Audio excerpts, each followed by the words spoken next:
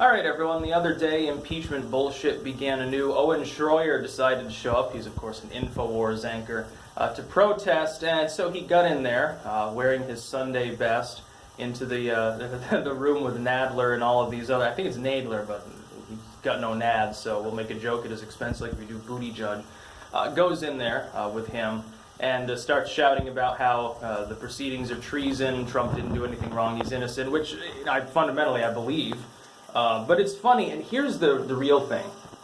What the corporate media has learned to its chagrin is that when you mask to platform a person, they have nothing to lose. And so they can do stuff like this to seek attention on platforms where they can't be deplatformed. InfoWars has a website. They were deplatformed temporarily, I think found a new registrar. Their shop goes through, I think, a different payment process or two. They're on BitChute. By the way, you should join them there. Alex Jones still, loud and clear there, live, pretty much all the time. They've got a Gab handle. Gab used to be free speech anyway. I'll talk about that later. I think they're on Minds and a bunch of other sites, so they're still there. What happens is that CBS and CNN and all these other groups are forced to cover the disruption, and even if they make their story a hippie say, well, far-right extremist conspiracy peddling evildoers at InfoWars crash glorious, righteous impeachment hearing, which is basically what the headlines are, it doesn't really matter now, does it? People are still driven to the content. Most of them will, of course, they'll be thinking that it's bullshit, and so they'll just laugh at it, but some people will stay. Some people will find it interesting. And so basically what you get is attention-seeking by these groups is actually more prevalent than it was before. So I think that that's actually quite funny. I know it's sort of a catchphrase, but I mean it in the literal sense. Hilarious how this happens. And Schroyer's right. You can't argue with the fact that the impeachment proceedings are a partisan witch hunt. Look, at the end of the day, the vote's likely to be all the Democrats voting for impeachment, all the Republicans voting against. It'll pass through the House, he'll get impeached, and then the Senate, it'll be DOA, they'll vote to acquit him.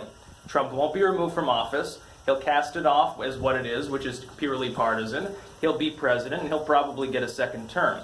There's a greater possibility of some Democrats jumping off impeachment in the House than any Republicans jumping on board with it in the Senate. Because it wouldn't work. The voting threshold required to actually hold him accountable under the terms of the impeachment that they're putting forward is insurmountable. We're talking about something like a dozen Republicans defecting. Like Mitch McConnell doesn't know how to run the Senate. Look, the way he runs the Senate is far more strategically effective in the parliamentary sense as far as the proceedings themselves than anything Nancy Pelosi has. So I don't expect impeachment to lead anywhere. It'll go into the dustbin of history. It'll be like Clinton getting impeached. Clinton was impeached. The House impeached the dude. But he got acquitted. I mean, in fact, I don't even think it went to a full Senate trial. I think they just dropped the issue. They impeached him and nothing else happened because there was no validity to it. The public will wasn't with it. If you look at impeachment polling right now, it's not that much more popular than with Clinton at the same point in the impeachment proceedings. I mean, it could come out. Trump could gain 2 or 3 points of approval simply because he gets impeached.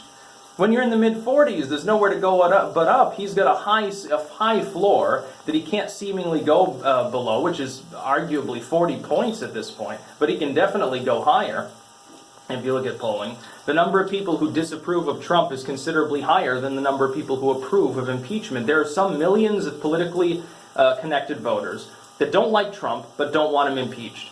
They think he's a bad dude, but they probably like the way the economy is going. They're afraid of the Democrats. Ultimately, that's likely to deliver him 2020.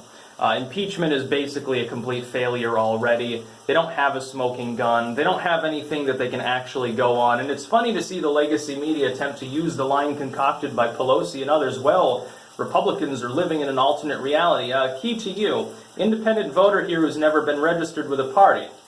It's a witch hunt. And people are beginning to see through that. That's about all. Peace out.